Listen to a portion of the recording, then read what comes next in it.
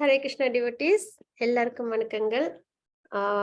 நம்ம Bhagavad Gita 18 days கோர்ஸ்ல level 1ல இருக்கோம். அதுல பக்தி கர்மயோகம் நம்ம பார்த்துட்டு இருக்கோம். அதுல இன்னைக்கு பார்க்க போறது ஞான யோகம், அறிவின் யோகம். அதுதான் நம்ம இன்னைக்கு பார்க்க போறது. நேத்துக்கு நம்ம பார்த்தது கர்மயோகம், அதுதான் நம்ம பார்த்தோம். அதுல நம்மளுக்கு விரோதி அப்படின்றது ஆசை அப்படின்றத நம்ம பார்த்தோம். அதோட ஸ்டேஜஸ் எப்படி இருக்குன்றத பார்த்தோம். அதாவது கண்ணாடியில அழுக்கு படிஞ்சாற் போல, நெருப்பின் மேலே உள்ள புகை போல, அப்புறம் கருப்பை அளவு அந்த மாதிரி நம்ம பார்த்தோம் இல்லைங்களா? அப்ப அந்த ஆசை, அதோட அளவுகளையும் நம்ம பார்த்தோம். அந்த ஆசை நல்ல ஆசையா நம்ம வைக்கணும். ஆசைப்படக்கூடாதுன்றது கிடையாது. ஆசை நல்ல ஆசையா வைக்கணும். அது பகவானுக்கு பக்தி சேவை செய்யறதா நம்ம பார்த்துக்கணும் அப்படின்றத நம்ம எடுத்துக்கிறோம். அதுக்கப்புறம் தர்மத்தின் வழியில நம்ம செயல்படணும் அப்படின்ற விஷயம். நம்மளோட புலன்கள் எல்லாம், அதாவது 5 குதிரைகள் பார்த்தோம் இல்லைங்களா? அந்த 5 புலன்களையும் பக்தியில நம்ம ஈடுபடுத்தணும். அதுக்கப்புறம் நம்ம மனம் அந்த புலன்களை கட்டுப்படுத்தணும். இன்டெலிஜென்ஸ் சொல்றதை கேட்டு, அப்போ நம்ம சரியான பாதையில போவோம். இத மாதிரி போறதுனால என்ன ஆகும்? நம்மளுக்கு என்னைக்குமே அதர்ம வழியில போக மாட்டோம். அதனால கண்டிப்பா நமக்கு தப்பான கர்மங்கள் நம்மளுக்கு வராது. அதனால இந்த மெட்டீரியல் உலகத்திலயும் நம்மளுக்கு கஷ்டங்கள் வராது. எப்ப தப்பான கர்மம் நம்ம பண்றோமோ அப்பதான் நமக்கு கஷ்டங்கள் வரும். அது ஒரு விஷயம். இன்னொன்னு, நம்ம பக்தி பண்ணும்போது என்ன ஆகும்? சரி, நம்ம நல்லது பண்றோம், நல்லது நடக்குது. எதற்காக பக்தி பண்ணணும்? அப்படின்ற ஒரு கேள்வி வரும் இல்லைங்களா? பக்தி எதற்காக பண்ணணும்னா, திரும்ப திரும்ப இந்த ஜட உலகத்திலேயே நம்ம பிறப்பிறப்பே எடுத்துட்டு இருப்போம். நல்ல கர்மம் பண்ணி நல்லது சந்தோஷத்தை அனுபவிக்கிறதுன்னு. ஆனா இதுல இருந்து கம்ப்ளீட்டா வெளியில வரணும் அப்படின்றதுதான் பக்தி அப்படின்றத பார்க்கணும். ஏன்னா எப்பயுமே நம்மளால தர்மமே பண்ண முடியும் அப்படின்ற அளவுக்கு நம்மளால குறிப்பிட்டு சொல்ல முடியாது இல்லைங்களா? அதனால பக்தி பண்ணி பகவானை அடையிறது தான் சிறந்தது அப்படின்ற ஒரு விஷயமும் நம்ம தெரிஞ்சுக்கிறோம். இன்னைக்கு நம்ம பார்க்க போறது ஞான யுகம். பகவத்கீதையில பாத்தீங்கன்னா மொத்தம் 5 விஷயங்கள் நம்ம தெரிஞ்சுப்போம். என்னென்ன அப்படின்னு பார்த்தோம்னா, ஒண்ணு பகவானை பத்தி தெரிஞ்சுப்போம். ஈஸ்வரா. அதுக்கப்புறம் ஜீவா, லிவிங் என்டிட்டி, ஆத்மா, அதை பத்தி தெரிஞ்சுப்போம். அப்புறம் பிரகிருதி, முக்குணங்கள் பத்தி தெரிஞ்சுப்போம். அதுக்கப்புறம் காலா, டைம். அதுக்கப்புறம் கர்மா, நம்மளோட செயல்கள். இந்த 5 விஷயங்களும் நம்மளுக்கு பகவத்கீதை கொடுக்கும். அதுல என்னென்ன, எதனால நம்ம பகவானை பத்தி தெரிஞ்சுக்கணும் அப்படின்னு பார்த்தோம்னா, பகவானை பத்தி தெரிஞ்சுக்கும் போதுதான் பகவான் மேல நமக்கு பக்தியும் அன்பும் ஏற்படும், நம்பிக்கையும் ஏற்படும். இப்போ நம்மளுக்கு ஒருத்தவங்க மேல அன்பு வரணும், நம்பிக்கை வரணும் அப்படின்னா அவங்கள பத்தி நம்மளுக்கு நல்லா தெரியணும். அப்பதான் நம்மளால ஒருத்தவங்க நம்ப முடியும். அவங்க மேல நமக்கு ஒரு நல்ல ஒரு பந்தம் ஏற்படும் இல்லைங்களா? அப்போ பகவான் கிருஷ்ணர் அப்படின்னா யாரு அவங்க அப்படின்னு நம்ம தெரிஞ்சுக்கணும் இல்லைங்களா? எல்லாரும் பகவான் கிட்ட இருந்தா வந்திருக்கோம். சர்வ காரண காரணம் அப்படின்ற விஷயம். அதுக்கப்புறம் அவங்க டிவோட்டிஸ்ட் அவ்வளவு அன்பா இருப்பாங்க. அவங்கள கட்டுப்படுத்தக்கூடிய ஒரே ஒரு விஷயம் என்னன்னா பக்தி மட்டும்தான். அப்புறம் அவங்கதான் எல்லாத்தையும் மெயின்டைன் பண்றவங்க. சுப்ரீம் பர்சனாலிட்டி ஆஃப் காட் அப்படின்ற விஷயங்களை நம்ம நிறைய தெரிஞ்சுக்க அவங்களோட காருண்யம், அவங்களோட அந்த அழகு இருக்கு இல்லைங்களா? அது அப்புறம் அவங்களோட பேர் வேற, அவங்களோட நாமம் வேற, அவங்களோட அதாவது பகவான் வேற அப்படின்றது கிடையாது. இந்த மாதிரி நிறைய விஷயங்கள் பகவானை பத்தி நம்ம தெரிஞ்சுப்போம். அப்புறம் அவங்களோட ஆன்மீக அதாவது ஸ்பிரிச்சுவல் எனர்ஜி, மெட்டீரியல் எனர்ஜி, இந்த விஷயங்கள்லாம் நம்ம தெரிஞ்சுக்கும் போது இந்த உலகத்தை பகவான் எப்படி படைச்சிருக்காங்க, அதை எப்படி மெயின்டைன் பண்றாங்க அப்படிலாம் தெரிஞ்சுக்கும் போது நம்மளுக்கு பகவான் மேல ஒரு நம்பிக்கை வரும். அதனால நமக்கு அவங்க மேல ஒரு பக்தியும் வரும். சரிங்களா? அதனால நிறைய பகவானை பத்தின விஷயங்கள் நம்ம பகவத்கீதையில தெரிஞ்சுப்போம். குறிப்பிட்டு பக்தி யுகத்துல நம்ம நிறைய தெரிஞ்சுப்போம். அதற்கப்புறம் பாத்தீங்கன்னா ஜீவா, ஆத்மா. ஆத்மாவை பத்தி நம்ம தெரிஞ்சுக்கணும் இல்லைங்களா? ஏன்னா நம்ம கிட்ட உடல் எல்லாம் ஆத்மான்றதை தெரிஞ்சுக்கும் போதுதான் ஆத்மா பத்தி, ஆத்மா அழியாதது, சச்சித் ஆனந்தமா இருக்கு, அது ஸ்பிரிச்சுவல், அதோட நேச்சர் ஆன்மீகமானது. ஆனா இந்த ஜட முக்குணங்களோட சம்பந்தப்படும் போது அது என்ன ஆயிடுது? அது பந்தப்பட்ட ஆத்மாவா ஆயிடுது. அப்போ இந்த முக்குணங்கள்ல இருந்து அது வெளியில வரணும்னா பக்தி சேவையில ஈடுபடணும். நித்தியமான ஆத்மா எப்பயும் நித்தியமான பகவானோடய இருக்கணும் அப்படின்ற விஷயத்த நம்ம தெரிஞ்சுக்கிறோம் இல்லைங்களா? அப்போ ஜீவா பத்தி நம்ம நிறைய தெரிஞ்சுப்போம். அழியாதது அப்படின்றத நம்ம தெரிஞ்சுக்கிறோம் ஆத்மாவை பத்தி பார்க்கும் பொழுது. அதுக்கப்புறம் பாத்தீங்கன்னா பிரகிருதி, அது பாத்தீங்கன்னா முக்குணங்கள். சத்துவகுணம், ரஜோகுணம், தமோகுணம். இந்த சத்துவகுணம், ரஜோகுணம், தமோகுணம் இது ரொம்ப முக்கியமான ஒரு விஷயம். ஏன்னா நம்ம ஒரு செயல் செய்யறோம்னா அது எதுல இருந்து வரும்? குணத்தின் அடிப்படையில வரும். இப்ப சத்துவ குணத்தில் உள்ளவங்களோட செயல்கள் எப்படி இருக்கும்? தர்ம வழியில இருக்கும்.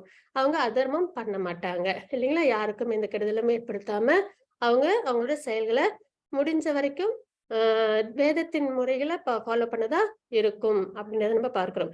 அதே ரஜோகுணத்தில் உள்ளவங்க சுயநலத்தோட அவங்களோட காரியங்களை செய்வாங்க, அவங்களுக்கு கோபம்லாம் வரும் அப்படின்றதெல்லாம் நம்ம பார்க்கிறோம். அப்ப தமோ குணத்தில் உள்ளவங்க அடுத்தவங்களுக்கு கெடுதல் செய்வாங்க, அதர்மம் செஞ்சாது தன்னோட ஆசைகளை பூர்த்தி பண்ணிப்பாங்க. அப்போ செயல்கள்னு வருது இல்லைங்களா, அந்த செயல்கள் எதுல இருந்து வருது? குணத்திலிருந்து வருது. அப்ப நம்ம எங்க இருந்து நம்ம வந்து மாறணும்? குணத்தை நம்ம நல்லபடியா வச்சுக்கணும். அப்ப நம்ம குணங்கள் பத்தி நம்ம நிறைய தெரிஞ்சுப்போம் ஞான யோகத்துல. சரிங்களா? கிருஷ்ண பக்தின்றது பியூரிஃபிகேஷன். அது வந்து ஒரு காலையில போய் சாமி கும்பிட்டோம், சாயந்தரம் சாமி கும்பிட்டோம், கோயிலுக்கு போனோம் வந்தோம், அப்படி கிடையாது. உள்ளே இருந்து பியூரிஃபிகேஷன் வரும். குணத்திலிருந்து ஆரம்பிச்சு அதற்கப்புறம் என்ன, குணத்தை சரிவர செய்யும்போது நம்மளோட செயல்கள் நல்லபடியா இருக்கும். நம்மளோட செயல்கள் நல்லபடியா இருக்கும்போது பக்தி அதுல நல்லபடியா வளரும். அப்போ நம்ம குணங்களை பத்தி நம்ம தெரிஞ்சுக்க வேண்டியதும் அவசியம் இல்லைங்களா? அது அதான் பிரகிருதின்ற விஷயத்துல நம்ம பார்ப்போம். அதுக்கப்புறம் காலான்றது டைம். பகவான் காலமா இருக்காங்க அப்படின்னு நம்ம பார்க்கிறோம் இல்லைங்களா? அதுல என்னன்னு பார்த்தோம்னா, இந்த ஜட உலகத்துல தான் இந்த டைம் எல்லாம் இல்லைங்களா? இரவு பகல், அப்புறம் வந்துட்டு எந்த ஒரு விஷயமும் வந்து ஒரு ஒரு ஆரம்பம் இருந்து அதுக்கு ஒரு முடிவு இருக்கும் இல்லைங்களா? நம்மளே இப்ப பிறந்திருக்கோம், கண்டிப்பா நமக்கு இறப்புன்றது ஒண்ணு உண்டு. ஒரு டைம் பீரியட்ல தான் நம்ம எல்லாரும் இருப்போம். அதே பொருட்களுக்கும், ஒரு பூ காலையில மலர்ந்ததுன்னா சாயந்தரம் அது என்ன ஆயிடும்? வாடி போய் கீழே விழுந்துரும் இல்லைங்களா? எல்லாத்துக்குமே டைம்ன்ற ஒரு அளவுகள் உண்டு. ஆனா அது வந்து பகவான் தான் அந்த டைமை கண்ட்ரோல் பண்றவங்க. ஸ்பிரிச்சுவல் வேர்ல்டுல டைம்ன்ற ஒரு விஷயமும் கிடையாது அப்படின்றதெல்லாம் நம்ம நிறைய தெரிஞ்சுப்போம். அதற்கப்புறம் பாத்தீங்கன்னா கர்மா, செயல். ஏன்னா நம்ம கூட வர்றது நம்மளோட செய்யற செயல்கள் தான் இல்லைங்களா? அப்ப அந்த செயலை நம்ம எப்படி பண்ணணும்? கவனமா நம்ம பண்ணணும். அப்போ ஆரம்பத்துல இருந்து தாட்ல இருந்து ஆரம்பிக்கும் கிருஷ்ண பக்தின்றது. நம்மளோட எண்ணங்கள்ல இருந்து குணம், குணத்திலிருந்து செயல்கள், செயல்கள்ல இருந்து பக்தி. இந்த மாதிரி ஒரு விஷயம் தான் நம்ம கிருஷ்ண பக்தியில பார்க்கிறோம். அப்போ இந்த 5 விஷயங்களும் நம்ம வந்து பகவத்கீதை தெரிஞ்சுக்கிறதுனால நம்ம முழுமையா தெரிஞ்சுக்க முடியும். அதனால நம்மளோட வாழ்க்கையை நம்ம என்ன பண்ண முடியும்? நல்ல முறையில நம்மளால வாழ முடியும். ஏன்னா பகவத்கீதைன்றது மேனுவல். நம்ம வாழ்க்கையை எப்படி வாழணும்ன்றதுக்காக பகவான் கொடுத்த ரூல்ஸ் அண்ட் ரெகுலேஷன்ஸ் அப்படின்றத நம்ம பார்க்கிறோம். சரிங்களா? இன்னைக்கு நம்ம பார்க்க போறது ஞான யோகம், அறிவின் யோகம். அது என்ன அப்படின்றத நம்ம பார்க்கலாம். ஹரே கிருஷ்ணா. லலிதா மாதாஜி பிரணாம். மங்களாச்சரணம் சொல்லிடலாங்களா? ஹரே கிருஷ்ணா. ஹரே. ஓம் அஜ்ஞானதிமிராந்தஸ்ய ஞானாஞ்சனசலாகயா சக்ஷுர உன்மிலிதம் ஏன தஸ்மை ஸ்ரீ குரவே நமः. ஸ்ரீ சைத்தன்ய மனோபீஷ்டம் ஸ்தாபிதம் ஏன பூதலே ஸ்வயம் ரூப கதா மஹ்யம் ததாதி ஸ்வபதாந்திகம் வந்தேகம் ஸ்ரீ குரோ ஸ்ரீ உதபத கமலம் ஸ்ரீ குருன் வைஷ்ணவாம் ச ஸ்ரீ ரூபம் சாக்ரஜாதம் சகண ரகுநாதான்விதம் தம் சஜீவம் சாத்வைதம் சாவதூதம் பரிஜன சகிதம் கிருஷ்ண சைதன்ய தேவம் ஸ்ரீ ராதா கிருஷ்ண பாதான் சகண லலிதா ஸ்ரீ விஷாகான்விதாம் ச. ஹே கிருஷ்ணா கருண சித்தோ தீனபந்தோ ஜெகத்பதே கோபேஷா கோபிகா காந்தா ராதா காந்தா நமோஸ்துதே. தப்த காஞ்சன கௌரங்கி ராதே விருந்தாவனேஸ்வரி விஷபானுசுதே தேவி பிரணமாமி ஹரிப்ரியே. வாஞ்சகல்பதருப்ய ச கிருபா சிந்துப்ய ச பதிதானாம் பாவனேभ्यो வைஷ்ணவேभ्यो நமோ நமः.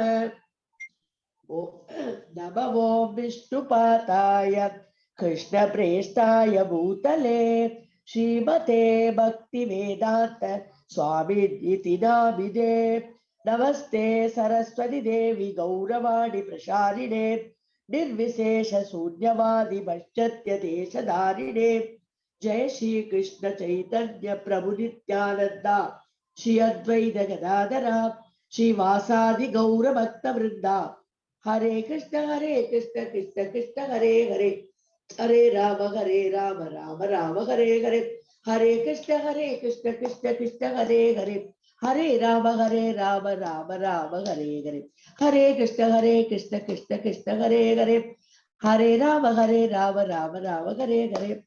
ओम नमो भगवते वासुदेवाय. हरे कृष्ण माता जी.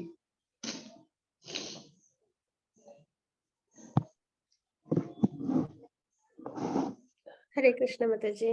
Hare Krishna. Hare Krishna devotees. எல்லாருக்கும் வணக்கங்கள். நம்ம இன்னைக்கு சாப்டர் 4 பார்க்க போறோம். அதுக்கு முன்னாடி அத்தியாயம் 3ல என்ன பார்த்தோம் அப்படின்றத பார்த்தலாம். துரத்தல் அல்லது செயல் 2ல எது சிறந்தது அப்படின்றத அர்ஜுனர் கேட்டிருப்பாங்க. அதாவது செயல் புரியறது சிறந்ததா இல்ல செயல் பண்ணாம இருக்கிறது சிறந்ததா? அதாவது பகவான் வந்து 2வது அத்தியாயத்துல சொல்லியிருப்பாங்க. அதாவது கடமையை மட்டும் செய்யணும், பலனை எதிர்பார்க்க கூடாது. அதுக்கப்புறம் சித்தமுனி அவங்க எப்படி இருப்பாங்க அப்படின்றது, அப்புறம் வந்து பக்தி யுகம் தான் சிறந்தது அப்படின்றதெல்லாம் அவங்களுக்கு குறிப்பிட்டு சொல்லியிருப்பாங்க. அப்ப அர்ஜுனருக்கு ஒரு கேள்வி வரும். பக்தி செய்யதான் சிறந்ததுன்னா எதற்காக இந்த போர்ல என்ன ஈடுபட சொல்றீங்க அப்படின்ற ஒரு விஷயத்தையும் அவங்க கேட்டிருப்பாங்க. அதற்கான கொஸ்டின் தான் இது. துரத்தல் அல்லது செயல், அதுல ஏக்கமத்த அப்படின்ற விஷயம். நிஷ்காம கர்மயோகம், ஞான யோகம், அதை பத்தி நம்ம பார்த்துருவோம். நியதம் குரு கர்ம அப்படின்ற ஸ்லோகத்தின் மூலியமா நம்ம பார்த்தோம். அப்புறம் கர்ம காண்டம், கர்ம யோகா பத்தி நம்ம பார்த்தோம். பிரவೃத்தம் சக்கரம் அப்படின்ற ஸ்லோகத்தின் மூலியமாக எடுத்துக்காட்டாக வழிநடத்துங்கள், அது எத்தத் ஆஸ்ரதி ஸ்ரேஷ்டஸ் அப்படின்ற ஸ்லோகத்தின் மூலியமாக மிகப்பெரிய எதிரி இக வைரினம் அப்படின்ற ஸ்லோகத்தின் மூலியமா நம்ம பார்த்தோம். இன்னைக்கு நம்ம பார்க்க போறது அத்தியாயம் 4. அதுல கிருஷ்ணரை பற்றிய ஆழ்நிலை அறிவு, அது 4.1 10 வரைக்கும். ஏவம் பரம்பர பிராப்தம் அப்படின்ற ஸ்லோகத்தின் மூலம் நம்ம பார்க்கலாம். கிருஷ்ணர் அனைத்து பாதைகளின் குறிக்கோளாகவும் வர்ணாசிரம அமைப்பை உருவாக்கியவராகவும் இருக்கின்றார். 4.11 15 வரைக்கும். யதா மாம் பிரபாதியந்தே அப்படின்ற ஸ்லோகத்தின் மூலமாக கர்மயோகா 4.16 24 வரைக்கும். கர்மனோகி அபி போத்தவ்யம் அப்படின்ற ஸ்லோகத்தின் மூலியமாக தெரிஞ்சுக்கலாம். தியாகங்கள் ஆழ்நிலை அறிவுக்கு வழிவகுக்கும் 4.25 33 வரைக்கும். ஞான யஞ பரந்தப அப்படின்ற ஸ்லோகத்தின் மூலமா நம்ம தெரிஞ்சுக்கலாம். ஆழ்நிலை அறிவின் சுருக்கம் அது என்ன அப்படின்றத 4.34 42 வரைக்கும். தத் வித்தி பிரணிபாத்தேன அப்படின்ற ஸ்லோகத்தின் மூலமா நம்ம தெரிஞ்சுப்போம். என்னென்ன அப்படின்றது நம்ம ஸ்லோகங்களோட நம்ம பார்க்கலாம். ஹரே கிருஷ்ணா லலிதா மாதாஜி. 4.1.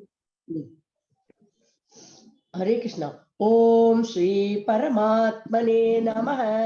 ज्ञान कर्म सन्न्यास योगः अथ चतुर्थोऽध्यायः. श्री भगवानुवाच इमं विवस्वते योगं प्रोक्तवानहमव्ययं विवस्वान् मनवे प्राह मनुरिक्ष्वाकवे ब्रवीत्. हरे कृष्णा. புருஷோத்தமரான முழுமுதற் கடவுள் ஸ்ரீ கிருஷ்ணர் கூறினார், அழிவற்ற இந்த யோக விஞ்ஞானத்தை நான் சூரிய தேவனான விவஸ்வானுக்கு உபதேசித்தேன். விவஸ்வான் மனித குல தந்தையான மனுவுக்கும் மனு இஷ்வாகு மன்னனுக்கும் இதனை முறையே உபதேசித்தனர் அப்படின்றத நம்ம இங்க பார்க்கிறோம். சரிங்களா? அப்போ இப்ப யாருகிட்ட பகவான் பேசிட்டு இருக்காங்க? அர்ஜுனர் கிட்ட உபதேசம் கொடுத்துட்டு இருக்காங்க இல்லைங்களா? அது துவாபரயுகத்தோட கடைசியில. ஆனா பகவான் என்ன சொல்றாங்க இங்க? அழிவற்ற இந்த யோக விஞ்ஞானத்தை, என்னது? பகவத்கீதை. சரிங்களா? யோக விஞ்ஞானம் பகவத்கீதை நான் சூரிய தேவனான விவஸ்வானுக்கு உபதேசித்தேன் அப்படின்றத சொல்றாங்க. விவஸ்வான் வந்து யாருக்கு கொடுத்தாங்க? மனித குல தந்தை மனுன்றவங்க. அதாவது வந்து இது வந்து கிரியேஷன்ல வரும். பாகவதத்துல செகண்ட் கேண்டோல பாத்தீங்கன்னா இந்த உலகம் எப்படி கிரியேட் ஆச்சு அப்படின்றத நம்ம பார்ப்போம். அதுல என்ன அப்படின்னா, ஃபர்ஸ்ட் பிரம்மா உருவாவாங்க. அப்புறம் வந்து அவங்க வந்து 4 குமாரர்களை படைப்பாங்க. அவங்க வந்து இந்த கிரியேஷன்ல எங்களுக்கு விருப்பம் இல்லைன்றத சொல்லுவாங்க. அதுக்கப்புறம் கோபம் வந்துடும். அந்த கோபத்துல இருந்து ருத்ரர் வருவாங்க.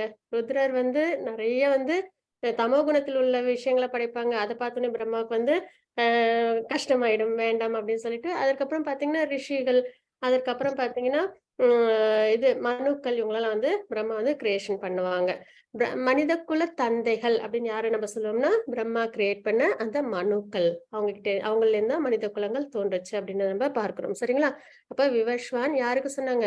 மனித குல தந்தையான மனுவுக்கும் மனு இஷ்வாகு மன்னனுக்கும், அவங்க வழியில வர அடுத்தடுத்து உள்ளவங்களுக்கு அவங்க என்ன பண்ணாங்க? இஷ்வாகு மன்னன் அவங்களுக்கு அவங்க உபதேசம் பண்ணாங்க அப்படின்றத நம்ம பார்க்கிறோம். அப்ப பகவான் இந்த விஷயங்கள், அதாவது பகவத்கீதையை முதல் அர்ஜுனருக்கு சொல்லல, இதற்கு முன்னாடி விவஸ்வானுக்கும் சொல்லியிருக்காங்க அப்படின்றத நம்ம இந்த ஸ்லோகத்துல நம்ம தெரிஞ்சுக்கிறோம். மாதாஜி 4.2.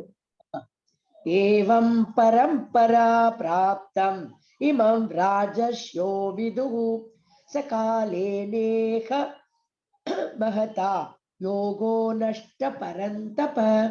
ஹரே கிருஷ்ணா. உன்னதமான இவ்விஞ்ஞானம் சீடர்களின் சங்கிலி தொடர் மூலமாக பெறப்பட்டு அவ்வாறே புனிதமான மன்னர்களால் உணரப்பட்டது.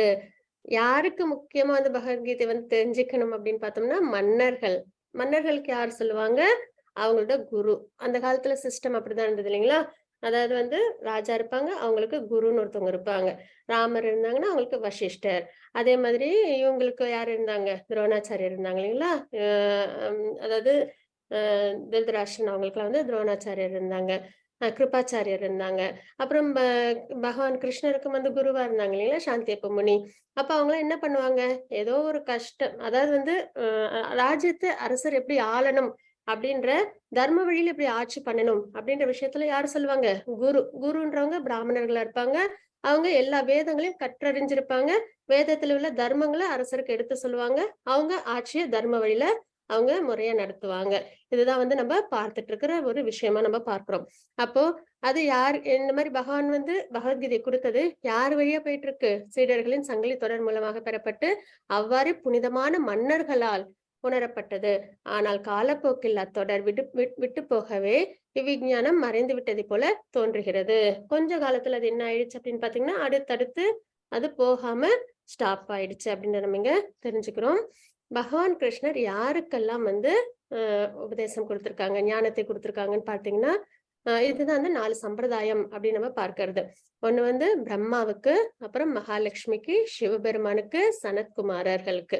சரிங்களா? அப்போ பிரம்மாவுக்கு குடுத்தது, பிரம்மா யாருக்கு குடுத்தாங்க?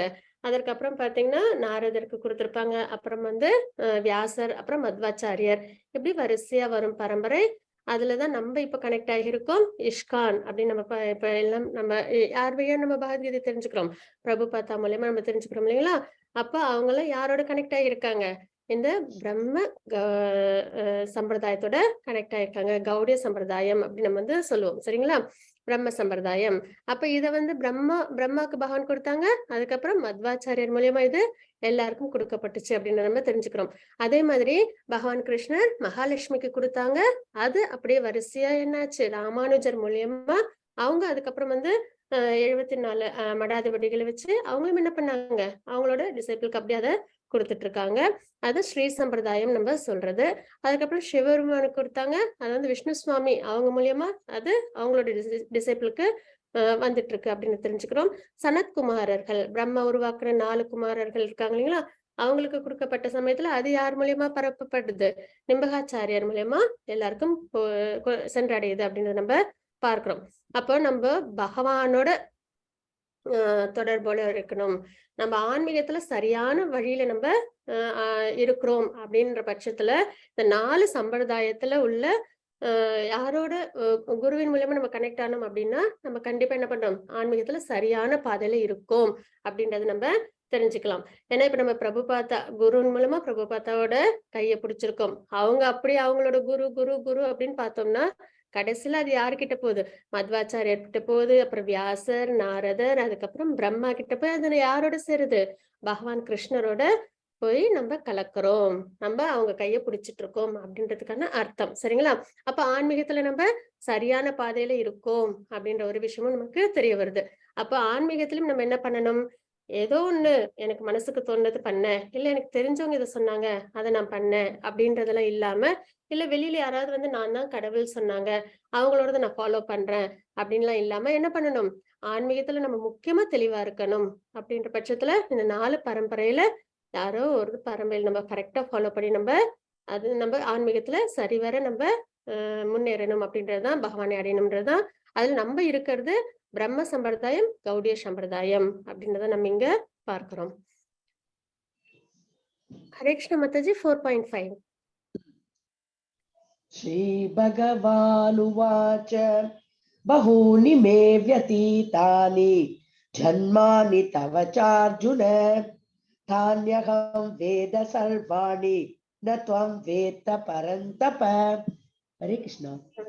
புருஷோத்தமரான முழுமுதற் கடவுள் கூறினார், நானும் நீயும் பற்பல பிறவிகளை கடந்துள்ளோம். ஆனால் அவை எல்லாவற்றையும் நினைவில் கொள்ள முடியும். ஆனால் எதிரிகளை தவிக்கச் செய்பவனே அது உன்னால் முடியாது அப்படின்றத நம்ம இங்க பார்க்கிறோம். இதற்கு முன்னாடி அர்ஜுனர் ஒரு கொஸ்டின் கேட்டிருப்பாங்க. என்ன கேட்டிருப்பாங்கன்னா, நானும் நீங்க இப்ப சமகாலத்துல இருக்கோமே. ஏன்னா அவங்க 2 அத்தை பிள்ளை இல்லைங்களா? அந்த ஒரு உறவு முறையோடயும் இருக்காங்க, நட்போடையும் இருக்காங்க. அப்படின்னும் போது நீங்கள் நானும் சமகாலத்துல இருக்கோம். ஆனா நீங்க எப்படி விவஸ்வானுக்கு சொன்னீங்க? ஏன்னா இக்ஷ்வாகு மன்னனே யாரோட நம்மளுக்கு தெரிஞ்சு அவங்க வந்து ராமர் இக்ஷ்வாகு பரம்பரையில வந்தாங்க அப்படின்றத சூரியகுல தோன்றல் விவஸ்வான், விவஸ்வானுக்கு அப்புறம் மனு, அப்புறம் இக்ஷ்வாகு, அதுக்கப்புறம் அதாவது நடுவுல நிறைய பேர் இருப்பாங்க. அதுக்கப்புறம் ராமச்சந்திரன், அதாவது ராமர் அவதாரம் இதெல்லாம் நம்ம பார்க்கிறோம் இல்லைங்களா? அப்போ அது திரேதாயுகத்துல நடந்தது.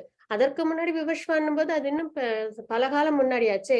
நம்ம 2 பேரும் இப்ப சமகாலத்துல இருக்கும்போது நீங்க எப்படி அப்படி விவஸ்வானுக்கு எப்படி நீங்க இத உபதேசம் பண்ணீங்க அப்படின்னு சொல்லி அர்ஜுனர் கேட்கிறாங்க, நமக்காக கேட்கிறாங்க. அதுக்கு பகவான் என்ன உபதேசம் கொடுக்குறாங்கன்னா, நானும் நீயும் பற்பல பிறவிகளை கடந்துள்ளோம் அப்படின்றத பகவான் சொல்றாங்க. ஆனால் அவை எல்லாவற்றையும் நினைவில் கொள்ள முடியும். யாரால? பகவானால. ஆனால் எதிரிகளை தவிக்கச் செய்பவனே அஃது உன்னால் முடியாது. அதுதான் பகவானுக்கும் நமக்கும் உள்ள வித்தியாசம். இன்னொரு விஷயமும் இதுல இருந்து நம்ம என்ன தெரிஞ்சுக்கிறோம்? பகவானுக்கு எல்லாமே தெரியும். நடந்தது, நடக்க போறது, நடந்துட்டு இருக்கிறது எல்லாமே தெரியும். அதுவும் அவங்களுக்கு மட்டும் எல்லாரோட இதயத்திலும் இருக்காங்க பகவான். சூப்பர் சோலா இருக்காங்க இல்லைங்களா? அப்ப எல்லார பத்தியும் தெரியும். அப்படிப்பட்ட பகவான் அன்லிமிட்டெட் அப்படின்ற விஷயத்த நம்ம இந்த ஸ்லோகத்துல நம்ம தெரிஞ்சுக்கிறோம். இதுல நம்மள பத்தி என்ன தெரிஞ்சுக்கிறோம்? ஆத்மாவோட நிலைப்பாடு என்ன? நமக்கு எல்லாம் வந்து ஞாபகத்துல இருக்காது. நமக்கு போன வாரம் என்ன நடந்ததுன்றதே சில சமயம் வந்து நமக்கு ஞாபகத்தில் இருக்காது இல்லைங்களா? ஒரு சில விஷயங்கள் தான் நம்மளுக்கு ஞாபகத்துல இருக்கும். அப்ப போன ஜென்மம் என்ன அப்படின்றதெல்லாம் சுத்தமா தெரியவே தெரியாது. இதுக்கு முன்னாடி எத்தனை ஜென்மம் எடுத்தோம், இனிமே எவ்வளவு ஜென்மம் எடுக்க போறோம் அப்படின்றது நமக்கு தெரியாத ஒரு விஷயம். எதனால தெரியாது? இந்த முக்குணங்களோட நம்ம சம்பந்தப்பட்டு கண்டிஷனல்டு சோலா இருக்கோம் இல்லைங்களா? அதனால நம்மளால இதெல்லாம் உணர முடியாது. இன்னொன்னு இது கண்டிஷன் சோலா இல்லைன்னா மட்டும் நம்மளால புரிஞ்சுக்க முடியுமானா? கண்டிப்பா முடியாது. பகவான், விபு, நம்ம அணு அப்படின்ற ஒரு விஷயமும் இங்க நம்ம பார்க்கிறோம். சரிங்களா? அப்ப இங்க பகவானோட நிலைப்பாடும் தெரிஞ்சுக்கிறோம். ஜீவாத்மாவோட நிலைப்பாடையும் நம்ம இந்த ஸ்லோகத்துல நம்ம தெரிஞ்சுக்கிறோம். இது பாத்தீங்கன்னா பிரம்மாவின் ஆயுட்காலம். அத நம்ம தெரிஞ்சுக்க போறோம். பிரம்மாவின் ஆயுட்காலம் பாத்தீங்கன்னா 311.04 லட்ச கோடி ஆண்டுகள் அவங்களுக்கு அப்படின்னு சரிங்களா? அதுல என்ன அப்படின்னு பார்த்தோம்னா, இங்க கீழே இருந்து நம்ம பார்த்தோம்னா, சரி வரும். இதுல பாத்தீங்கன்னா நமக்கு மொத்தம் 4 யுகங்கள் இருக்கு இல்லைங்களா? திவ்ய யுகங்கள்னு 4 இருக்கு. அதுல கலியுகம், துவாபர யுகம், திரேதாயுகம், சத்யுகம்.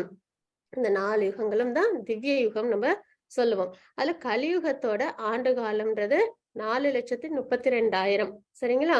அப்போ கலியுகம் இன்டு 2 அது துவாபர யுகத்தோட அளவு வரும். கலியுகம் இன்டு 3 திரேதாயுகத்தோட அளவு வரும். கலியுகம் இன்டு 4 சத்தியுகத்தோட அளவுகோல் வரும். சரிங்களா? ஏன்னா பகவான் இப்ப என்ன சொல்லியிருக்காங்க?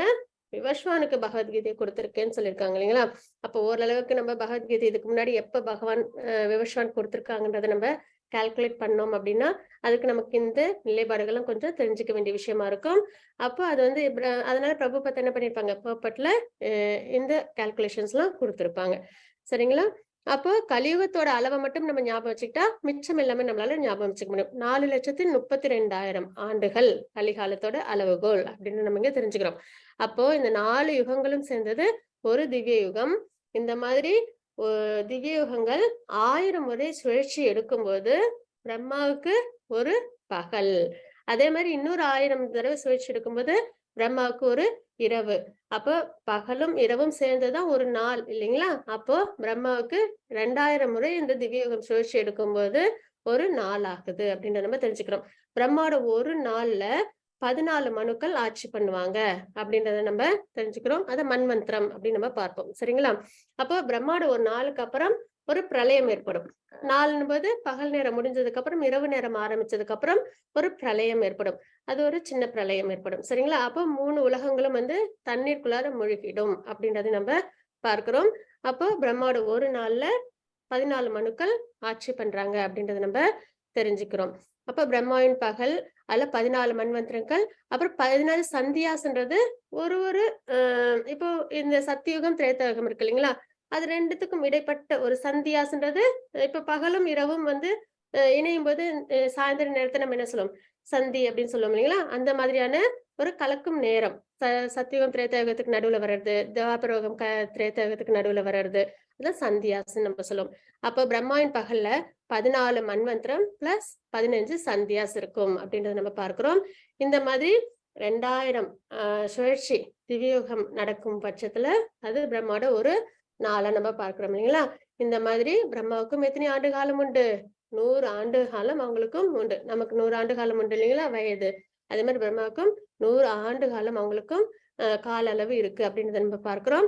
அதுதான் இங்க கால்குலேட் பண்ணிக்கிறது 311.04 லட்ச கோடி ஆண்டுகள். இது வந்து நம்மளோட இந்த ஏர்த்லி இயர்ஸோட கால்குலேட் பண்ணும்போது பிரம்மாவோட ஒரு ஆண்டு காலம் வர்றது அப்படின்னு நம்ம இங்க தெரிஞ்சுக்கிறோம். ஆயுள் காலம் சரிங்களா. அதுக்கப்புறம் பிரம்மாவின் ஆயுள் வந்து பாத்தீங்கன்னா இப்போ உள்ள பிரம்மா இப்ப நம்ம வந்து வைவஸ்வத மனு 14 மனுக்கள் இருக்காங்க நம்ம பார்க்கிறோம் இல்லைங்களா. அதுல வைவஸ்வத மனுவோட ஆட்சியில் நம்ம இருக்கோம். அதுல பிரம்மாவுக்கு இப்போ உள்ள பிரம்மாவுக்கு வயது வந்து 50 ஆண்டுகள் அவங்க கடந்துட்டாங்க அப்படின்றத நம்ம தெரிஞ்சுக்கிறோம். பிரம்மா 50 ஆண்டுகள் கடந்து விட்டார் அப்படின்றதான் பார்க்கிறோம். அதுக்கான கால்குலேஷன் தான் இப்ப. அதுல பாத்தீங்கன்னா எவ்வளவு அவங்களுக்கு இது வரைக்கும் ஆட்சி முடிஞ்சிருக்கு 155.52 ட்ரில்லியன் இயர்ஸ் அவங்க ஆட்சி முடிஞ்சிருக்கு. அப்புறம் இதெல்லாம் வந்து பூலோகத்துல எர்த்லி இயர்ஸோட கால்குலேட் பண்ற வருடங்கள். அப்புறம் 6 மன்வந்திரங்கள் முடிந்து விட்டன. அப்புறம் 4 யுகங்கள் அதுல வந்து 27 சுழற்சிகள் முடிஞ்சிருச்சு அப்படின்றத பார்க்கிறோம். சத்தியுகம், திரேதாயுகம், துவாபர யுகம் முடிஞ்சிருக்கு அப்படின்றத பார்க்கிறோம். இப்ப நம்ம இருக்கிறது கலியுகம். கலியுகத்திலயும் நம்ம எவ்வளவு ஆண்டு காலம் முடிஞ்சிருச்சு அப்படின்னு பாத்தீங்கன்னா 5000 வருடங்கள் முடிஞ்சிருச்சு அப்படின்னு நம்ம இங்க தெரிஞ்சுக்கிறோம். இதெல்லாம் நம்ம கால்குலேட் பண்ணும்போது பிரம்மாவின் வாழ்க்கை 155.522 ட்ரில்லியன் இயர்ஸ் முடிஞ்சிருக்கு. அதாவது 100 ஆண்டு காலம் இல்லைங்களா. அதுல பாதி ஆண்டு காலம் முடிஞ்சிருச்சு அவங்களுக்கு அப்படின்னு நம்ம இங்க தெரிஞ்சுக்கிறோம். அதுக்கப்புறம் மனுவோட அளவுகோல் இதுல இருக்கு. என்ன அப்படின்னு பாத்தீங்கன்னா 4 யுகங்கள் அதுல 27 சுழற்சி முடிஞ்சிருச்சு அப்படின்னு பார்க்கிறோம். இப்போ உள்ள இந்த திவ்ய யுகத்துல சத்தியுகம், திரேதாயுகம், துவாபர யுகம் முடிஞ்சிருச்சு. கலியுகத்திலயும் நம்ம எவ்வளவு முடிச்சிருக்கோம் 5000 வருடம். மகாபாரதம் முடிஞ்சு பகவத்கீதை உபதேசம் பண்ணி இது வரைக்கும் எவ்வளவு ஆண்டு காலமா இருக்கு 5000+ இயர்ஸ் முடிஞ்சிருக்கு. அப்ப மனுவின் வாழ்க்கையை நம்ம இங்க கால்குலேட் பண்ணிருக்கோம். மனு பிறப்பதற்கு முன்பே அதை ஏற்றுக்கொள்வது கீதை இறைவன் தனது சீடரான சூரிய கடவுள் விவஸ்வானிடம் பேசினார். அப்போ கீதை 120 மில்லியன் ஆண்டுகளுக்கு முன்பு விவஸ்வான் கிட்ட சொல்லி உபதேசம் கொடுத்திருக்காங்க அப்படின்றத நம்ம இங்க தெரிஞ்சுக்கிறோம். கீதா கேமான் எர்த் அது வந்து மகாபாரதத்துல ஆண்டின் பர்வா அப்படின்ற ஒரு பகுதியில கீதையின் வரலாறு பின்வருமாறு அறியலாம். மகாபாரதத்திலும் கொடுக்கப்பட்டிருக்கு. திரேதா யுகத்தின் தொடக்கத்தில் விவஸ்வானால் மனுவுடனான இந்த உறவின் விஞ்ஞானம் வழங்கப்பட்டது. மனு மனித குலத்தின் தந்தையாக இருந்ததால் இந்த பூமியின் கிரகத்தின் ராஜாவான தனது மகனான மகாராஜா இஷ்வாகுக்கு கொடுத்தார். அதாவது விவஸ்வான் ராமச்சந்திரன் பிறந்தது சூரிய குலம் அப்படின்னு நம்ம பார்க்கிறோம் இல்லைங்களா. அப்ப விவஸ்வான் சூரிய கடவுள் அவங்க மனுவின் தந்தை அவங்களுக்கு கொடுத்திருக்காங்க.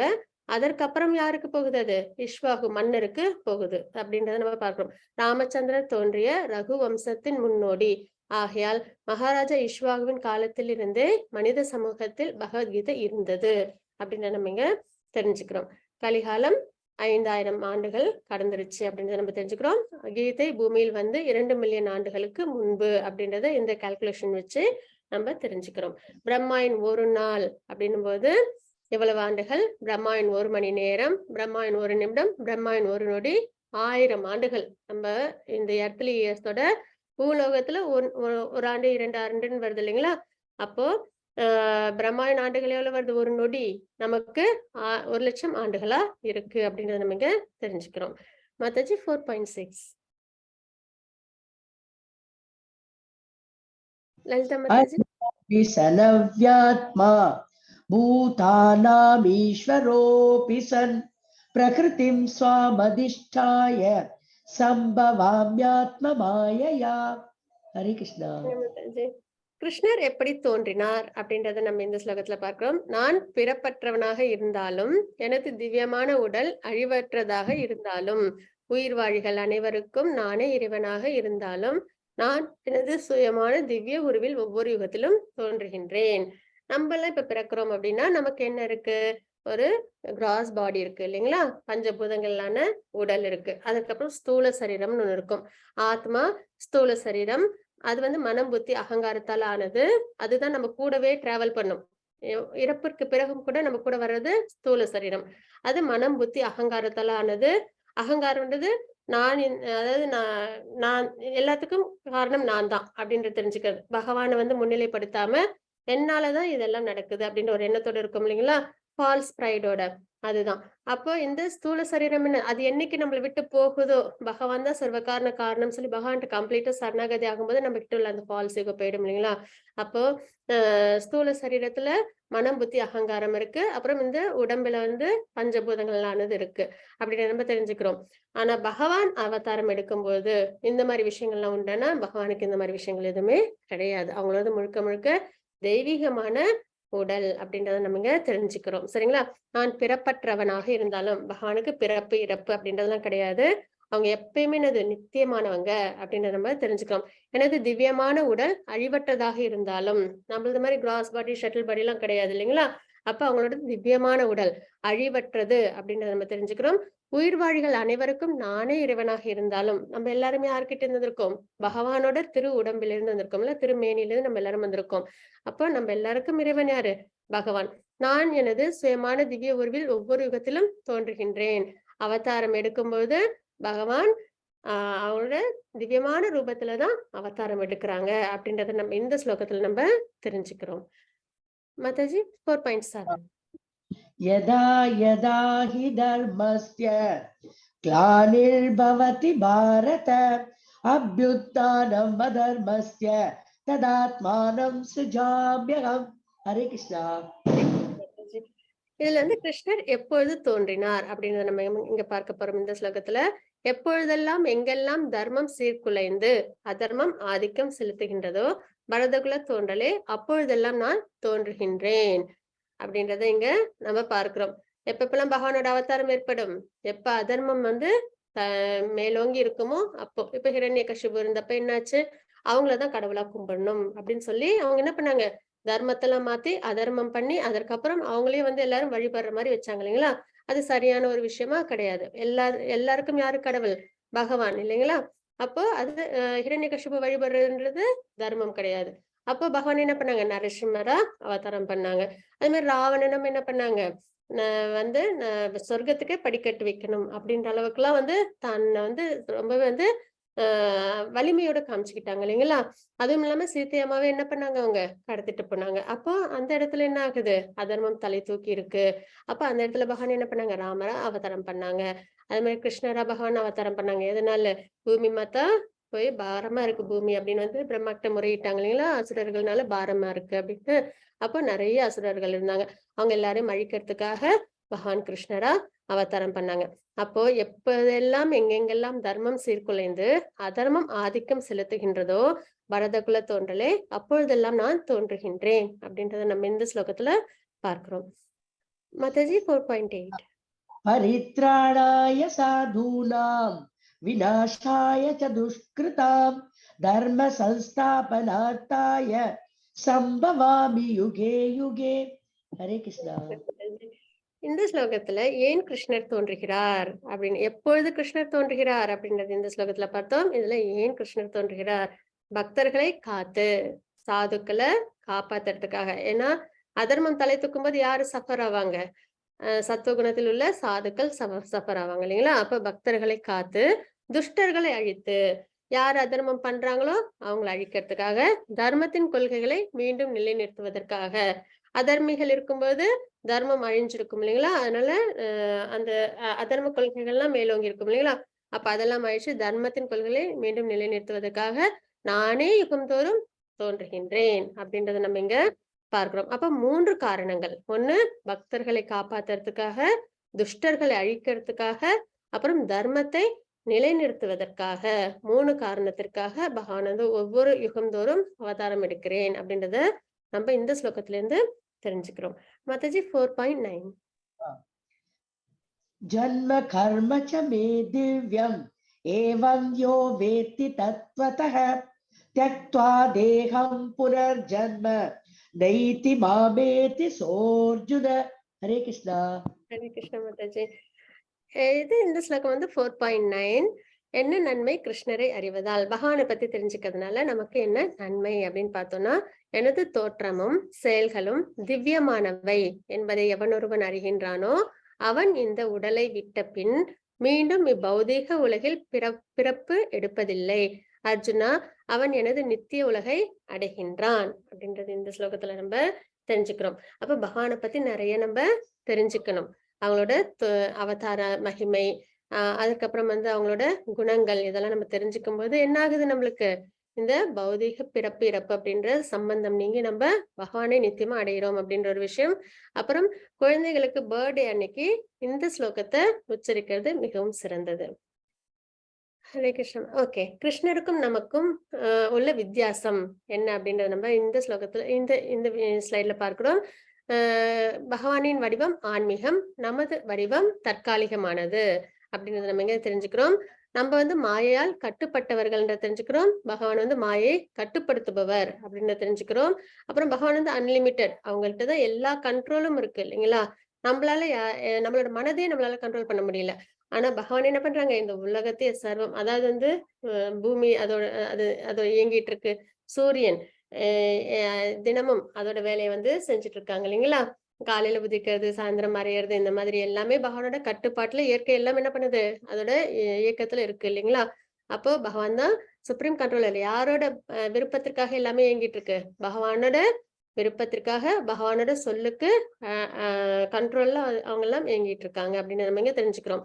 அப்போ பகவான் தான் சுப்ரீம் கண்ட்ரோலர். இந்த மாதிரி நிறைய விஷயங்கள் இருக்கு இல்லைங்களா.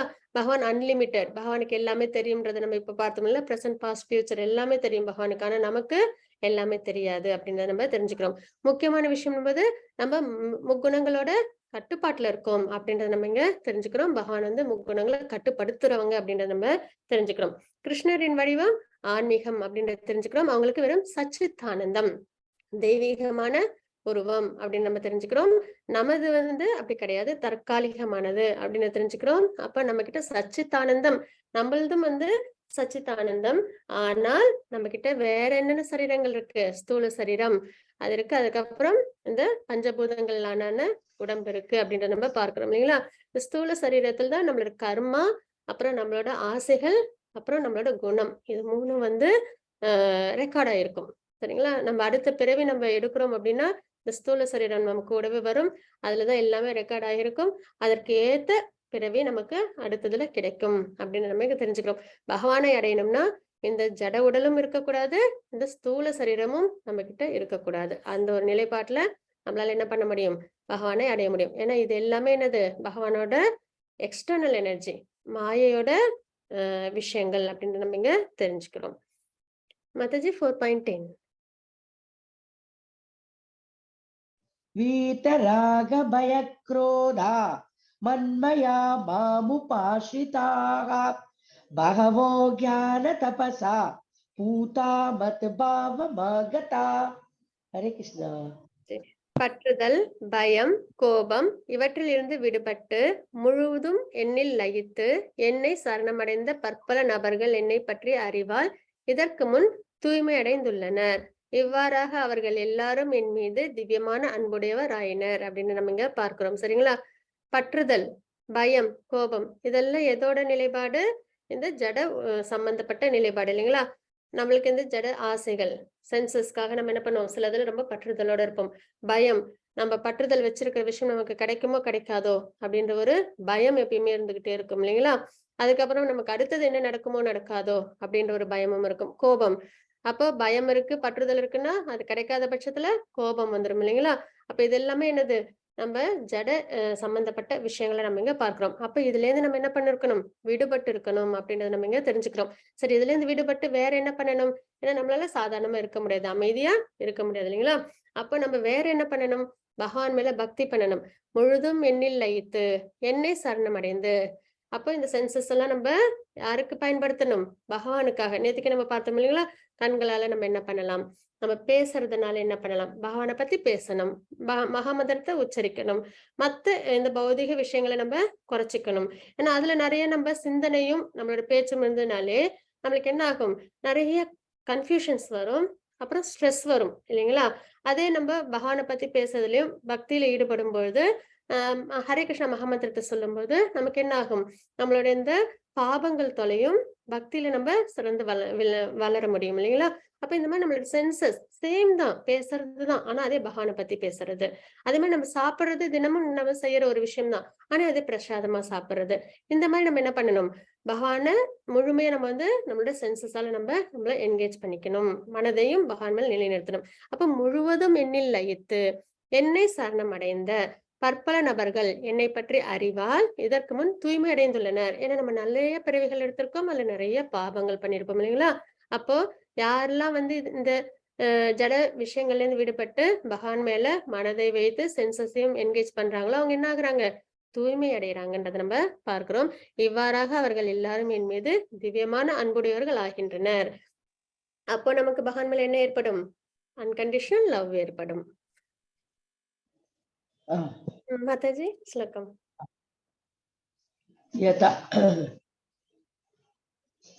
यथा मां प्रपद्यन्ते तामस्तथैव भजाम्यहं मम वर्त्मानुवर्तन्ते मनुष्या पार्थ सर्वसः. हरे कृष्णा. ஹரே கிருஷ்ண மாதாஜி. இந்த ஸ்லோகத்துல நம்ம என்ன பார்க்கிறோம் பாத்தீங்கன்னா, அனைவரும் என்னிடம் எவ்விதம் சரணம் அடைகிறார்களோ அதற்கு ஏற்றாற்போல் நான் பலன் அளிக்கின்றேன். பிரித்தாவின் மகனே, எல்லா விதத்திலும் அனைவரும் என் வழியை பின்பற்றுகின்றனர் அப்படின்றத நம்ம இங்க தெரிஞ்சுக்கிறோம். சரிங்களா? எந்த விதத்துல சரணம் அடைகிறோமோ அந்த விதத்துல பகவான் பலன் அளிக்கிறாங்க அப்படின்றத நம்ம பார்க்கிறோம். அப்ப அதற்கு என்ன அர்த்தம், கிருஷ்ண பக்தின்றது தூய்மையான அன்பு பகவான் மேல நமக்கு வரணும். தூய்மையான அன்பை ஏதாவது கண்டிப்பா நீ இப்ப நம்ம குழந்தை இருக்கு, என்னை வந்து உனக்கு பிடிச்சே ஆகணும் அப்படின்னு சொல்லணும்னு வச்சுக்கோங்களேன், அது வந்து அவ்வளவு இயல்பா வராது இல்லைங்களா? அதுக்கு இயல்பா அன்புன்றது இயல்பா வர ஒரு விஷயம் இல்லைங்களா? அதை கட்டாயப்படுத்தி நம்மளால கொண்டு வர முடியாது. அப்போ எல்லாராலையும் பகவான் மேல அன்கண்டிஷனல் லவ் நம்பிக்கையோட பக்தி பண்ண முடியுமானா அதற்கு நிறைய என்ன தேவைப்படும், நமக்கு தூய பக்தர்களோட துணை நமக்கு தேவைப்படும் இல்லைங்களா? இந்த ஸ்கிரிப்சர்ஸ் எல்லாமே நிறைய படிக்கணும். அப்படின்ற பட்சத்துல எல்லாராலையும் என்ன பண்ண முடியாது, பகவான் கிட்ட முழுமையா சரணமடைன்றது முதல் தடவையே வந்துடாது. அப்போ அனைவரும் என்னிடம் எவ்விதம் சரணம் அடைகிறார்களோ, ஒவ்வொருத்தவங்களோட நிலைப்பாடும் ஒவ்வொரு விஷயமா இருக்கும் இல்லைங்களா? ஒரு சிலவங்க என்ன பண்ணுவாங்க, தேவர்கள் கிட்ட அவங்களோட விஷயங்களை அவங்க வந்து பிரேயர்ஸ வைப்பாங்க. ஒரு சிலவங்க பகவான் கிட்டே வந்து பிரேயர்ஸா வைப்பாங்க. ஒரு சிலவங்க பகவானே வேணும் அப்படின்னு வந்து அவங்களோட நிலைப்பாடு இருக்கும் இல்லைங்களா? அப்போ யார் யார் எந்தெந்த விதத்துல சரணடைகிறாங்களோ அதற்கு ஏற்றாற்போல் நான் பலனளிக்கின்றேன் அப்படின்றத நம்ம இங்க பார்க்கிறோம். பிரித்தாவின் மகனே, எல்லா விதத்திலும் அனைவரும் என் வழியை பின்பற்றுகின்றனர் அப்படின்றத நம்ம இந்த ஸ்லோகத்துல தெரிஞ்சுக்கிறோம். மாதாஜி 4.12. காங்க்ஷந்த கர்மணாம் சித்திம் யஜந்த இக தேவதா क्षिप्रं हि मानुषे लोके सिद्धिर्भवति कर्मजा. हरे कृष्णा. பலன் தரும் செயல்களில் வெற்றியை விரும்பும் இவ்வுலக மனிதர்கள் தேவர்களை வழிபடுகின்றனர். பலனை எதிர்பார்த்து செய்யற செயல்கள், எனக்கு வந்து நிறைய பணம் வேணும் அப்படின்னா மகாலட்சுமிய பூஜைகள்லாம் பண்ணி வழிபடுவாங்க. அதே வந்து வேற படிப்பு நல்லா வேணும் அப்படின்னா சரஸ்வதி அம்மாவை பூஜை பண்ணி வழிபாடு பண்ணுவாங்க. இந்த மாதிரி ஒவ்வொருத்தவங்களுக்கும் ஒரு ஒரு விருப்பம் இருக்கும். அவங்கவுங்க என்ன பண்ணுவாங்க, தேவர்களை வழிபடுவாங்க அப்படின்றத நம்ம பார்க்கணும் இல்லைங்களா? அப்ப பலன் தரும் செயல்களில் வெற்றியை விரும்பும் இவ்வுலக மனிதர்கள் தேவர்களை வழிபடுகின்றனர். இவ்வுலகில் அத்தகு செயல்களுக்கும் விரைவில் பலன்கள் கிடைப்பது உண்மையே. அதுவும் வந்து தவறு அப்படின்றது கிடையாது. ஏன்னா அட்லீஸ்ட் அதர்மம் பண்ணாம தர்ம வழியில நம்ம வாழ்க்கைய வேதத்தில் குறிப்பிட்ட முறையில நம்ம இருக்கோம். ஆனா என்ன பலனை எதிர்பார்த்திருக்கோம் அப்படின்ற ஒரு விஷயம் இருக்கு இல்லைங்களா? அது ஒரு விஷயம். அப்போ அந்த விதத்துல அந்த சரணமடையும் பொழுது அதற்கேத்த பலனை பகவான் என்ன பண்றாங்க, தேவர்கள் மூலியமா அவங்களுக்கு நிறைவேற்றி கொடுக்குறாங்க அப்படின்றத நம்ம தெரிஞ்சுக்கிறோம். அதாவது இந்த ஸ்லோகத்துல பார்க்கிறோம் இல்லைங்களா, அனைவரும் என்னிடம் எவ்விதம் சரணம் அடைகிறார்களோ அதற்கு ஏற்றாற்போல் நான் பலன் அளிக்கின்றேன் அப்படின்றத நம்ம பார்த்தோம் இல்லைங்களா? அதற்கான விளக்கம். மாதாஜி 4.13.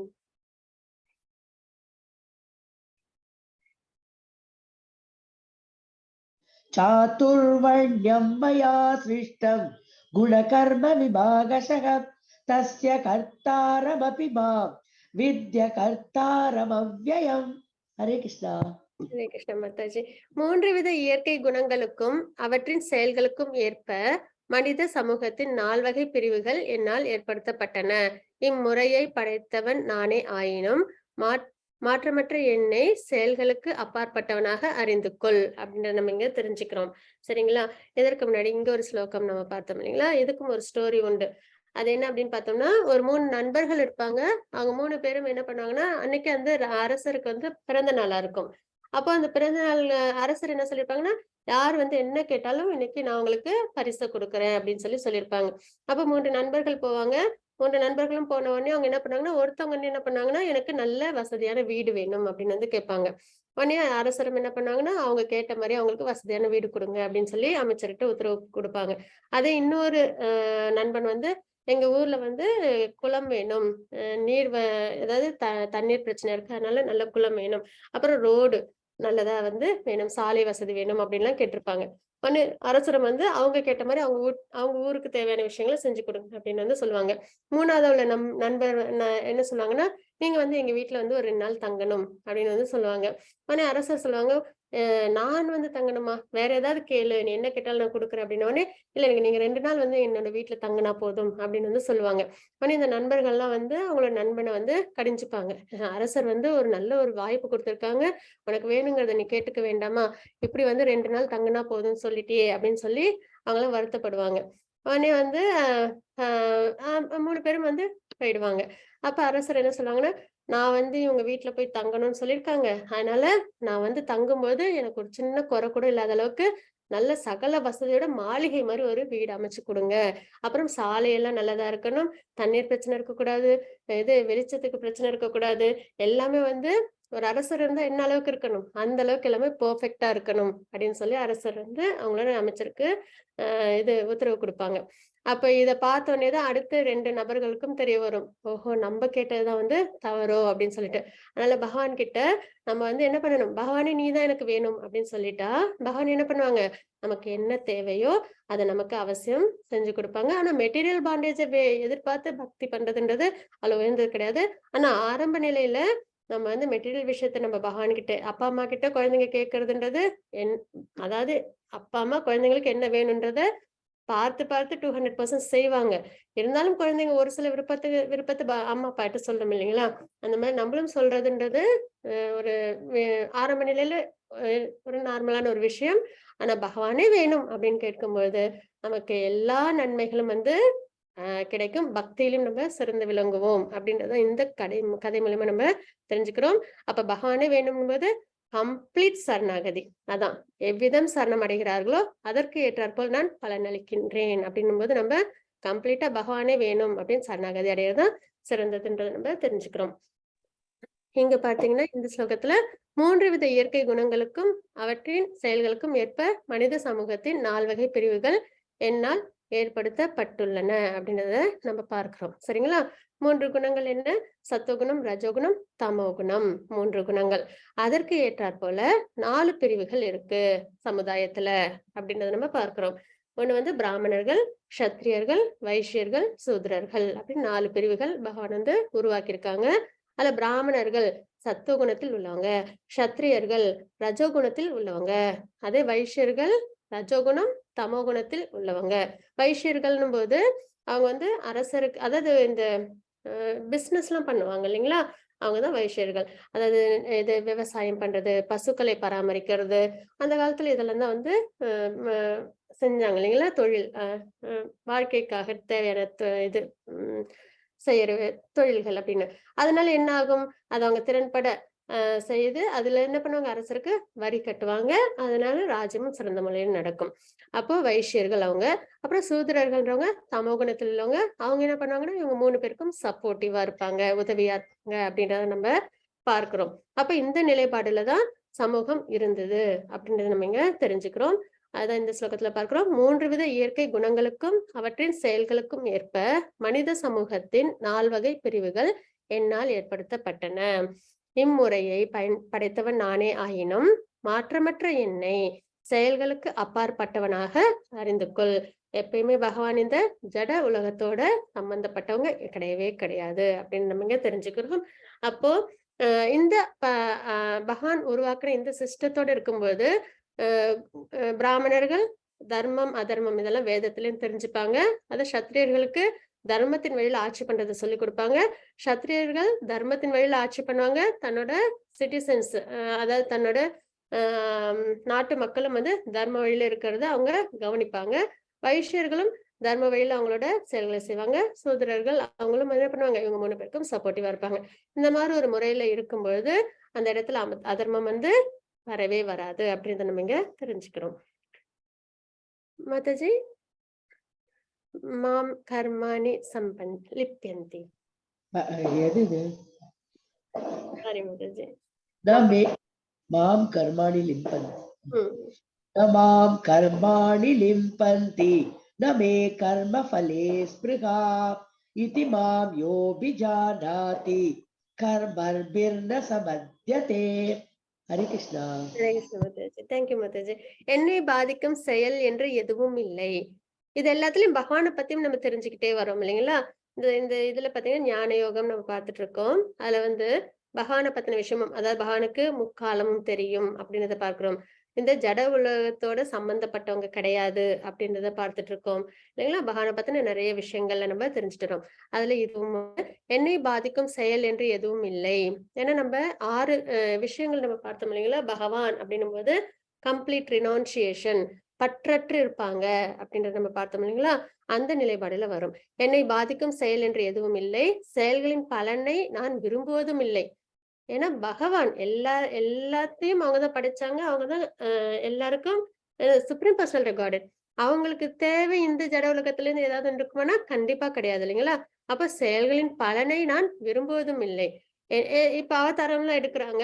எடுக்கும்போது அவங்களுக்குன்னு ஏதாவது ஒரு அவசியம் இருக்கு அப்படின்னா கிடையாது. நமக்கு வழிகாட்டுறதுக்காக பகவான் என்ன பண்றாங்க, ஒரு தடவையும் அவதாரம் எடுக்கிறாங்க அப்படின்றத நம்ம தெரிஞ்சுக்கிறோம். செயல்களின் பலனை நான் விரும்புவதும் இல்லை. என்னை பற்றி இவ்வுண்மையை அறிபவனும் செயல்களின் விளைவுகளால் பாதிக்கப்பட மாட்டான் அப்படின்றத நம்ம இங்க தெரிஞ்சுக்கிறோம். மாதாஜி 4.17. Yes.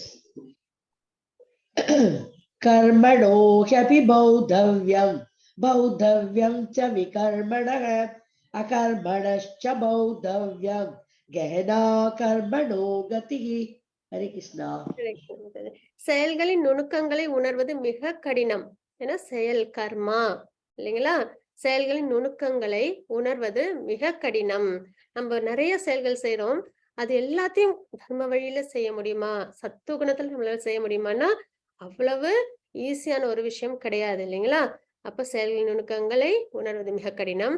எனவே கர்மா செயல் என்பது என்ன, விகர்மா தடைப்பட்ட செயல் என்பது என்ன, அகர்மா செயலின்மை என்பது என்ன என்பதை தெளிவாக அறிந்து கொள்ள வேண்டும். செயலின்மை என்பது ஜட உலகத்துல எந்த செயலும் நமக்கு கிடையாது, அதுதான் அக்கர்மா. சரிங்களா? அதே வந்து பகவானோட பக்தி சேவை செய்யறதுதான் அக்கர்மான்றது நம்ம இங்க தெரிஞ்சுக்கிறோம். விக்கர்மவாதி எப்படி இருப்பாங்க, அதாவது வேதத்துல செய்யக்கூடாதுன்ற செயலை செய்யறவங்க, அவங்களோட நிலைப்பாடு. வேதங்களை பின்பற்ற மாட்டார்கள். கீழான உயிரினங்களாக மறுபிறப்பு எடுக்கும் ஆபத்து ஆன்மீகவாதிகளால் ஒற்றுக்கொள்ளப்பட மாட்டாது. எடுத்த பிறவி நோக்கத்தில் தோல்வி அப்படின்றத நம்ம இங்க தெரிஞ்சுக்கிறோம். சரிங்களா? வேதத்துல செய்யக்கூடாதுன்ற செயல், பாபமான செயல்களை செய்வாங்க. அதனால அவங்களுக்கு என்ன ஏற்படும், அவங்க பாபத்தை நிறைய சம்பாரிச்சு நரகத்துக்கு போய் தண்டனைகளை அனுபவிச்சு அந்த தண்டனை காலம் முடிஞ்ச உடனே அவங்க என்ன பண்ணுவாங்க, திருப்பி இந்த பூலோகத்துல கீழான உயிரினங்களா மறுபடியும் பிறவி எடுப்பாங்க. அந்த ஆபத்து இருக்கு. ஆன்மீகவாதி இந்த விஷயங்கள்ல என்னைக்குமே ஈடுபட மாட்டாங்க அப்படின்றத நமக்கு தெரிஞ்சுக்கிறோம். எடுத்த பிறவி நோக்கம் தோல்வி. மனித பிறவின்றது ரொம்பவே அபூர்வமா கிடைக்கிற ஒரு விஷயம் இல்லைங்களா? அப்போ அந்த மாதிரி ஒரு மனித பிறவி கிடைச்சும் அதுல பகவானை அடையிறது எப்படி அப்படின்னு தெரியாம தன் மனம் போன போக்குல அதுவும் அதர்மமாவது செய்யணும், செஞ்சு நம்மளோட சந்தோஷங்களை நிறைவேற்றிக்கணும்னு நினைக்கும் போது அவங்களோட அந்த மனித பிறவி, அவங்களுக்கு கிடைச்ச மனித பிறவி என்ன ஆயிடுது, தோல்வியில முடிஞ்சிருதுன்றதை நம்ம பார்க்கிறோம். அதே கர்மவாதி எப்படி இருப்பாங்க அப்படின்னு பார்த்தோம்னா, பக்தி உள்ளவர்கள், வேதங்களை பின்பற்றுபவர்கள். இவங்க வந்து அதர்மம் பண்ண மாட்டாங்க, பக்தியோட இருப்பாங்க, வேதங்களை ஃபாலோ பண்ணுவாங்க. ஆனா பலனை எதிர்பார்த்து அவங்களோட செயல்கள் இருக்கும். அப்போ ஸ்வர்க்கம் மற்றும் உபதேவதைகளின் உலகத்தை அடைவர். அவங்க எங்க போவாங்க, நிறைய புண்ணிய காரியம் செஞ்சா சொர்க்கத்துல போய் சந்தோஷங்களை நல்லா அனுபவிப்பாங்க. அந்த புண்ணிய காரியங்கள் செய்த பலன்கள்லாம் தீர்ந்த உடனே மறுபடியும் என்ன பண்ணுவாங்க, இந்த பூலோகத்துல வந்து பிறவி எடுப்பாங்க அப்படின்றத நம்ம பார்க்கிறோம். இறுதியில் ஜட உலகத்தில் திரும்பவும் பிறவி அப்படின்றத பார்க்கிறோம். அதே ஞானிகள் எப்படி இருப்பாங்க அப்படின்னு பார்த்தோம்னா, ஞானத்தின் நிலைக்கு வந்திருப்பவர்கள் ஆத்ம தத்துவம், ஆத்மாதான் நித்தியமானது, அது பகவானுக்கு பக்தி சேவையில ஈடுபடுறதுல சிறந்தது அப்படின்ற ரிலேஷன் கிடைக்குது இல்லைங்களா? அதுதான் நம்மளோட நிலைப்பாடே. ஆத்மா பரமாத்மா கூட தான் இருக்கணும். ஏன்னா பரமாத்மா நம்ம இதயத்துல இருக்காங்க. ஒரு பிறவில கூட நம்மள விட்டு அவங்க பிரிஞ்சதே கிடையாது. அதே மாதிரி ஒரு உயிரினத்துக்கும் விட்டதும் கிடையாது. எல்லாரு கூடயும் யார் இருக்காங்க? பகவான் ரொம்பவே பாதுகாப்பா பார்த்துக்கிட்டு இருக்காங்க. அப்ப ஆத்ம தத்துவம் தெரிஞ்சவங்க யாரு? ஞானத்தின் நிலைக்கு வந்திருப்பவர்கள். ப பயன் உலகின் விளைவு மற்றும் மறுபிறப்பின் பொருள் அறிந்தவர்கள். அதாவது இந்த கர்ம பலன் எதிர்பார்த்து செய்யற செயல்னால என்ன ஆகும், இந்த மாதிரி விஷயங்கள்லாம் அவங்களுக்கு தெரிஞ்சிருக்கும் இல்லைங்களா? அப்ப அவங்க என்ன பண்ணுவாங்க, இந்த பிறப்பிறப்புன்ற சுழற்சியில இருந்து வெளியில வரணுன்றதுக்காக பக்தி சேவைக்கு வருபவர்கள் மிகவும் உயர்ந்தவர்கள். அப்ப யாரு மிகவும் உயர்ந்தவர்கள்? ஞானி. அக்கர்மா பண்றவங்க உயர்ந்தவர்கள் அப்படின்றத நம்ம இந்த ஸ்லோகத்துல நம்ம தெரிஞ்சுக்கிறோம். மாதாஜி 4.18. எஸ். கர்மண்ய கர்மய பஷ்யேத் அகர்மணி ச கர்மயः ச புத்திமான் மனுஷ்யேஷு சயுக்த கிருஷ்ண கர்ம கிருத். ஹரே கிருஷ்ணா. கர்மாவில் அக்கர்மாவையும் அக்கர்மாவில் கர்மாவையும் காண்பவனே மனிதர்களில் அறிவுடையவன் ஆகின்றான் அப்படின்றத நம்ம இங்க தெரிஞ்சுக்கிறோம். எல்லாவித செயல்களில் ஈடுபட்டிருந்தாலும் அவன் உன்னத நிலையில் நிலை பெற்றுள்ளான் அப்படின்றத நம்ம இங்க தெரிஞ்சுக்கிறோம். கர்மாவில் அக்கர்மா, அக்கர்மாவில் கர்மா அப்படின்னும் போது, கர்மா அப்படின்றது இப்ப நம்ம பிரசாதம் சாப்பாடு எடுத்துக்கிறோம் இல்லைங்களா? அது என்னது? ஒரு செயல். கர்மா, நம்ம உணவு எடுத்துக்கிறது ஒரு செயல். ஆனா அதே நம்ம பிரசாதம் எடுத்துக்கும் போது அது அகர்மா ஆகுது. அதுல நம்மளுக்கு பாபம் வராது. நம்ம பகவானுக்கு பிரசாதம் எடுத்துக்கிறோம் அப்படின்ற ஒரு விஷயத்துல. அப்ப கர்மா நம்ம செய்யற செயல் தான், தினப்படி செய்யற செயல் தான். ஆனா அதே அக்கர்மா அப்படின் போது பிரசாதம் நம்ம எடுத்துக்கிறோம் இல்லைங்களா? அது மாதிரி அக்கர்மா பகவானுக்காக செய்யற செயல்கள், அதுலயே எதுவும் அடங்கிடுது, நம்மளோட கர்மமும் அடங்கிடுது. தினப்படி நம்ம உணவு எடுத்துக்க வேண்டிய அவசியம் இருக்கு. இந்த சரீரத்தை பாதுகாக்கிறதுக்காக, டிவோஷனல் சர்வீஸ் செய்யறதுக்காக நமக்கு பகவான் கொடுத்த சரீரத்தை பாதுகாக்கிறதுக்காக நம்ம என்ன பண்ணணும்? தினமும் உணவு எடுத்துக்கணும். அப்ப அக்கர்மா பிரசாதமா எடுக்கும்போது அதுலயும் நம்மளுக்கு என்ன ஆயிடுது? கர்மா அடங்கியிருக்கு இல்லைங்களா? அப்ப கர்மாவில் அக்கர்மாவையும் அகர்மாவில் கர்மாவையும் காண்பவனே மனிதரில் அறிவுடையவன் ஆகின்றான்.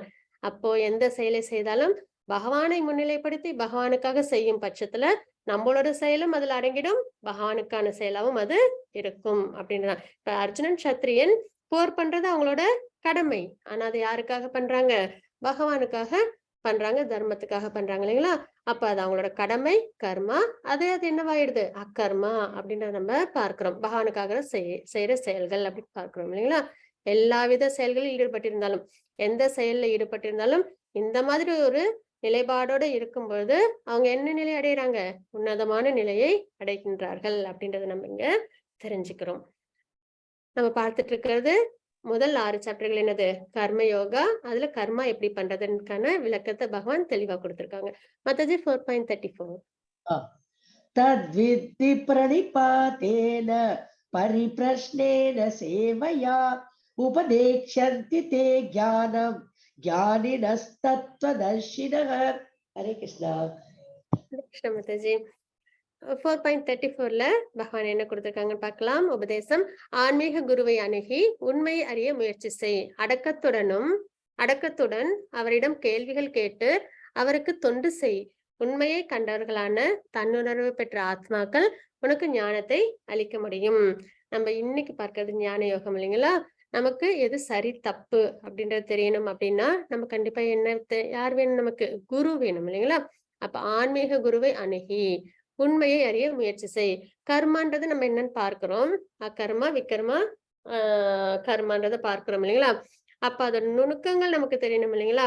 நம்ம தினப்படி செய்யற செயலையே அதே பகவானுக்காக எப்படி செய்ய முடியும் அப்படின்றத நம்ம தெரிஞ்சுக்கணும் இல்லைங்களா? அப்ப அதை நமக்கு யாரு கைட் பண்ணுவாங்க? ஆன்மீக குரு அப்படின்றத நம்ம தெரிஞ்சுக்கிறோம். ஆன்மீக குருவை அணுகி உண்மையை அறிய முயற்சி செய். அடக்கத்துடனும் அவரிடம் கேள்விகள் கேட்டு அவருக்கு தொண்டு செய். இதுவும் ரொம்ப முக்கியமான விஷயம். 3 விஷயம். ஒண்ணு ஹம்பிள்னஸ். பக்தியில இருக்காங்க அப்படின்னாலே சத்துவகுணத்துல இருக்கணும். சத்துவகுணத்துல ரொம்ப முக்கியமான ஒரு விஷயம் ஹம்பிள்னஸ், அடக்கம். அது ரொம்பவே முக்கியமான ஒரு விஷயம்.